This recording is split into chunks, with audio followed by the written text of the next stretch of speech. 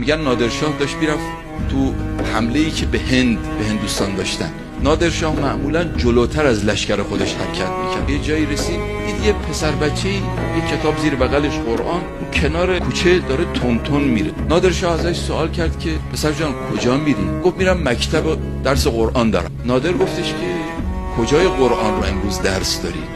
اون پسر بچه گفت سوره فتح. نادر خیلی خوشحال شد که این یه فال خیری هست که امروز فتحه. یه سکه بهش داد. اون بچه گفت نه نمیخوام ممنونم. نادر گفت برای چی؟ گفت برای اینکه من وقتی برم خونه مادر منو دعوا میکنه. میگه این سکه رو از کجا بود؟ نادر گفت خب بچه جان بگو نادرشاه بهت داده. میگه بیشتر مادرم منو میزنه. میگه دروغ میگی. اگه نادر بود یه کیسه طلا بهت میداد. نادر خیلی خوشش اومد. از اومد پایین گفت دامن تو بگی پر از اشرفی. یه آدم بزرگ اینجوریه دیگه. وقتی کسی بهش گمان خوب داشته باشه گمان او رو خراب نمیکنه و خدا گمان کسی رو خراب میکنه.